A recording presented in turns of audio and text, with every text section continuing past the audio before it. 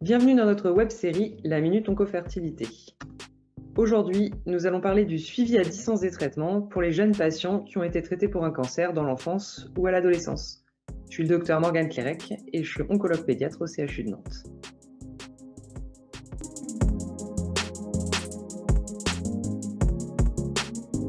Ce qu'il faut savoir, c'est que la préservation de la fertilité, c'est un enjeu majeur pour ces jeunes patients qui ont reçu des traitements potentiellement hypofertilisants à un âge jeune.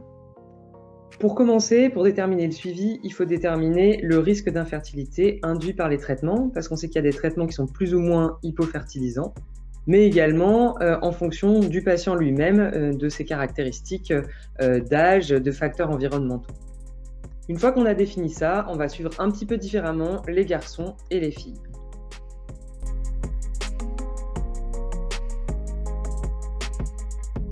Concernant les garçons, ceux qui ont reçu un traitement à risque modéré ou élevé d'hypofertilité, ils vont avoir un suivi clinique classique par un oncologue pédiatre, initialement tous les 3 mois, et puis un peu plus espacé à mesure qu'on s'éloigne du diagnostic.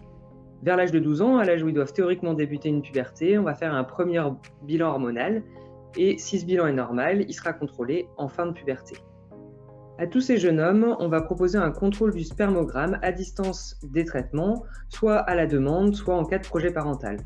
On fera bien attention de se mettre bien à distance de la fin des traitements parce qu'on sait que la spermatogénèse peut récupérer un peu tardivement parfois. Concernant les garçons qui présentent un traitement à risque très élevé d'hypofertilité, on va faire intervenir beaucoup plus précocement un endocrinologue pédiatre au moment de la puberté théorique avec des dosages hormonaux plus fréquents. Là aussi, on proposera un contrôle du spermogramme selon les mêmes modalités.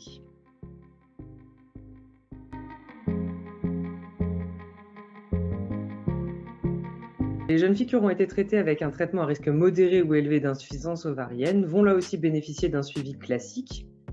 Vers l'âge de 11 ans, on va s'assurer que la puberté débute et on va faire un premier bilan hormonal. Même s'il est normal, c'est des jeunes filles à qui systématiquement on va donner une information du risque d'insuffisance ovarienne prématurée ou de ménopause précoce avec des signes cliniques qui seront à rechercher à l'interrogatoire. On leur proposera également systématiquement une consultation avec un médecin spécialisé en biologie de la reproduction, entre 15 ans et l'âge adulte, et puis on discutera toujours de conserver secondairement des ovocytes en cas de diminution de la fonction ovarienne. Concernant les jeunes filles qui auront reçu un traitement à risque très élevé d'insuffisance ovarienne, là encore, on va faire intervenir beaucoup plus précocement un suivi spécialisé avec les endocrinologues pédiatres, à partir de l'âge de 11 ans, parce que très souvent, il va être nécessaire d'introduire un traitement substitutif pour lancer la puberté. À ces jeunes filles, on va faire un bilan de fertilité entre 15 ans et l'âge adulte, avec une évaluation de la réserve ovarienne, biologique et échographique. Là encore, on leur proposera une conservation ovocytaire secondaire et une consultation en médecine de la reproduction entre 15 ans et l'âge adulte, surtout si elles ont été traitées à un âge jeune. Pour conclure, ce suivi à distance des traitements, il doit être adapté à l'âge et surtout au risque d'infertilité en lien avec les traitements reçus. Et tout ça souligne la nécessité d'un suivi à long terme après le traitement pour un cancer dans l'enfance.